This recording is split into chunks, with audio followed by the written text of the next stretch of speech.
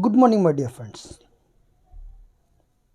This is a Dr. Viresh Pujari, a guest lecturer, Department of English, First Grade, Women's College, Bidar. Today's topic: sentence structure. It is a foundational concepts of grammar. We are going to see how sentence structures made up of and what kind of sentences that we are going to see in this lecture. Let's see one by one.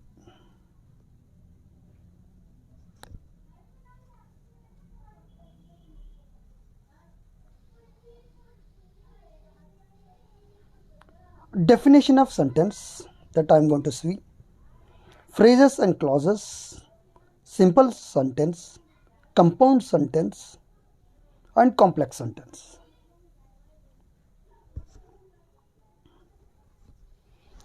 A sentence is a grammatical complete idea. It means that any idea we are going to present, complete idea, if we want to present, we need a sentence. So sentence is an important part of grammar. So all sentences have a noun and pronoun. All sentences have a noun and pronoun component called the subject. You know that very well, my dear friends. In a sentence, there are different parts, and each parts are connected. And one of the important part, that is subject. Without subject, there can't be called any sentence. And a verb, you know that very well. Two things that we should remember, that is, first one is subject, second one is verb. A verb, a part called a predicate. That is what we know that. Okay, in simple words, it is a set of words that is complete in itself. That's what, okay, my dear friends. In a sentence, it should be complete, right? Now, for example, if I say what, it needs continue, no, right? Now, what means what? Means it is a single word. We can't be called as a sentence. Okay, it should be complete in itself. Okay, typically containing a subject and predicate, conveying a statement, question, exclamation, command, or consist of a main clauses and sometimes one or more subordinate clauses. Right now, see, sentence, it contains two things that we should have to remember. First one is clause and main clause, subordinate clause. And see, in a main clause, that is sentence itself is a completed one, and whereas it connected with the subordinate clauses. In order to study a types of sentence, we need to examine some sentences to reveal their nature and their meanings. Let us begin. His courage won his honor. See, it is it is complete in itself. Right now, we can find two things, that is subject as well as the predicate. Second one, the moon was bright and we could see our way. Third one, night came on and rain fell heavily and we all got very wet. Fourth one, they rested when evening came.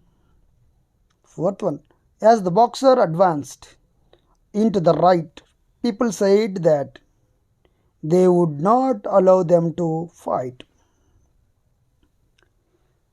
So before discussing compound, complex, simple sentences, we should know phrases and clauses. You know, these are the, again I said you, these are the parts of important parts of sentences. So let us see. Sentences are made up of clauses and phrases. All sentences must have at least one independent clause. I said you that. Okay, I am going to school. It is complete in itself, right? So a clause is a group of words. It has a word. It has subject. That is the focus of the clause. We know that very well. See, in a clause, subject always on focus.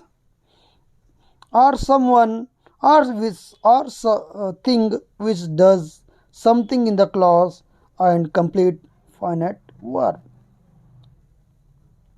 A verb which has a subject and sense of time. That's what I said, See, it complete in itself means that it has, after reading that sentence, after studying that sentence, we'll come to know what are the ideas, what are the statements said in that sentence. For example, I have taken 3 examples to understand once again. The lecture finished at 3 p.m.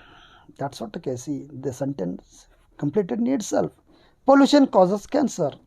New Zealand is in the South Pacific. These are the complete in itself. These sentences are complete in itself. There are 2 kinds of clauses. We should remember that I said you already, independent and dependent. That's what we can say. We can say in other words, that is main clause and subordinate clause. An independent clause expresses a complete thought and can stand on its own as a sentence. That's what I said you right now. See, in the yellow color I have ticked out complete thought. I said and its own means it symbolizes complete in itself. Right now, for example, I have taken example. Learning a new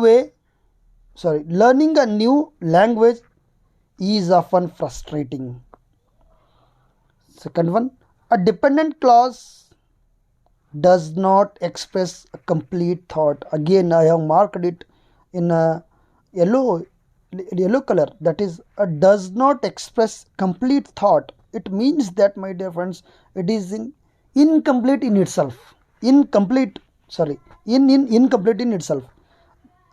Needs to be joined to an independent clause to become a sentence. Right now, that's what see, dependent means it needs to be a main clause. That's what my dear friends. It usually begins with the words such as although. Which one? This is dependent clauses. Right now, I'm talking about dependent clauses. Although, that is although, while, because, who, which, if, and although. For example, that is an example. That is although learning a new language is often frustrating. That's what my dear friends. See, although it's showing that there more sentence is going to become, that is main clause is going to be connected with this subordinate clause.